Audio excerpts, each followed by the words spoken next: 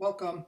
My name is Dr. Juan Gonzalez along with Amaris Avila to our presentation on professionalism in the health profession student, training the academic athlete for success in life. I have been working in higher ed for about 30 years, and I've learned and self-reflected over the course of the 30 years on what exactly professionalism is and why it is important in the student, especially in our field of physical therapy, occupational therapy, physician's assistant, and so on. Basically, this is our methodology was an observational in-class, out-of-class behaviors in health professions majors over the course of 30 years. And one of the things that I've reflected on was why is it that some students succeed at the next level while others don't? So over the course of many years, I've refined those conclusions, but I finally came up with what I think are 10 findings that have enabled a lot of our students to succeed, and I list them below. The first one is maturity. Over the course of many years, I've noticed that when students are more mature, they tend to approach things in a different manner. Professionalism, those students that exhibit professionalism, whether it's something that they learned or they just had it to begin with, tend to be more successful.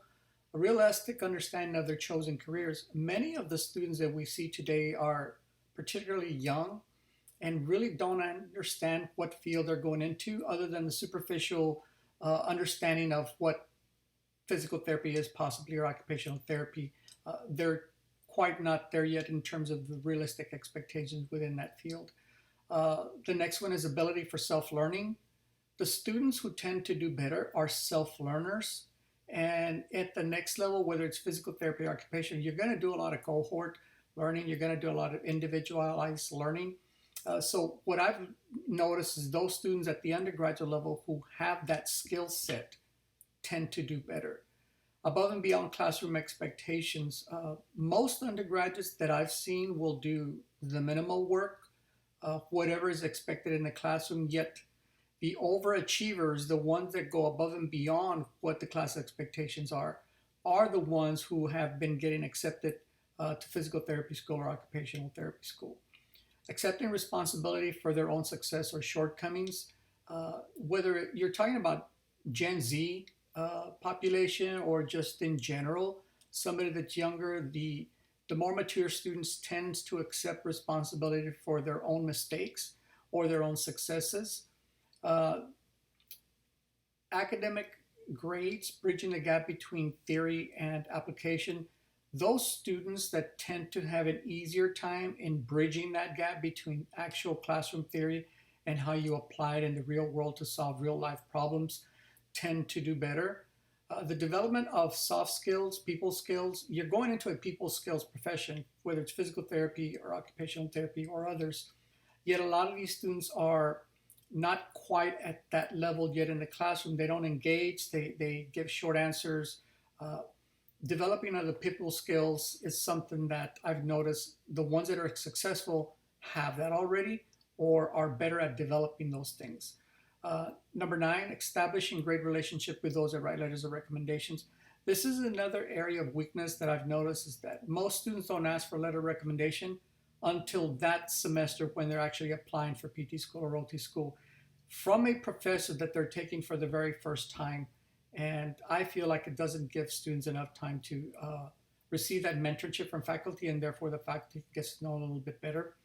The other thing that I noticed, and it's the last one on my 10 points of success, is humbleness. The students that tend to be more humble in how they approach their learning and how they approach studying for their academic rigors tend to do better once they go into a DPT program, an OTD program.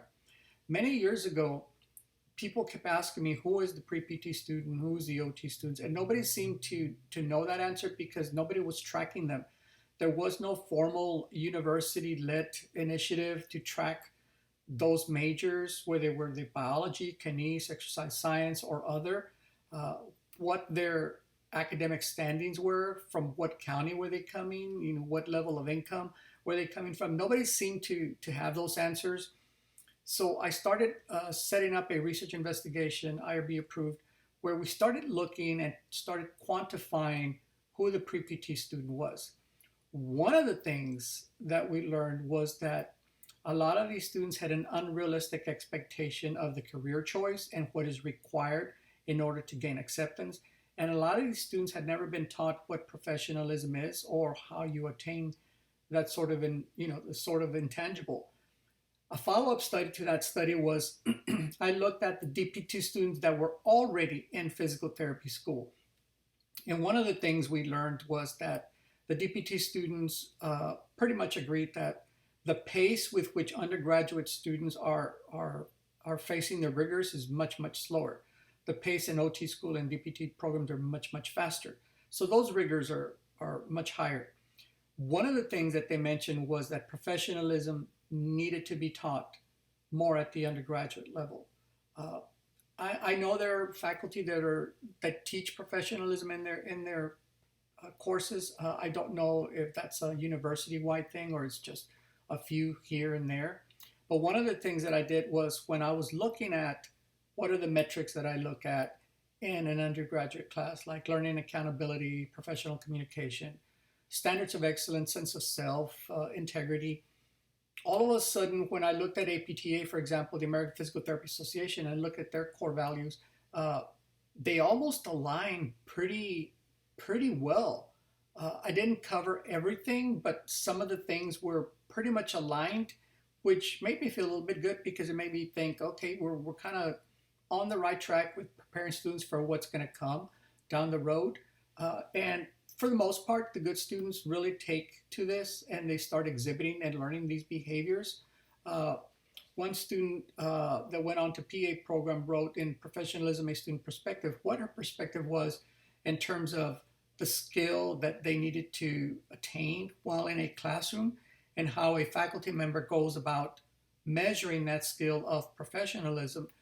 You could probably debate the definition of professionalism, but for the most part, the good students will fall in line and learn what that is. And it's, I feel, the faculty member's responsibility to guide them and mentor them. The conclusions from all my observations over the course of 30 years is that there seems to be a sense of entitlement among a lot of students for an A in the course, yet they don't quite exhibit all the other things, all the intangibles that a DPT program or an OT program look for in terms of maturity and the discipline and the self-learning characteristics that will be required at the next level. So again, I go back to my 10 points of student success.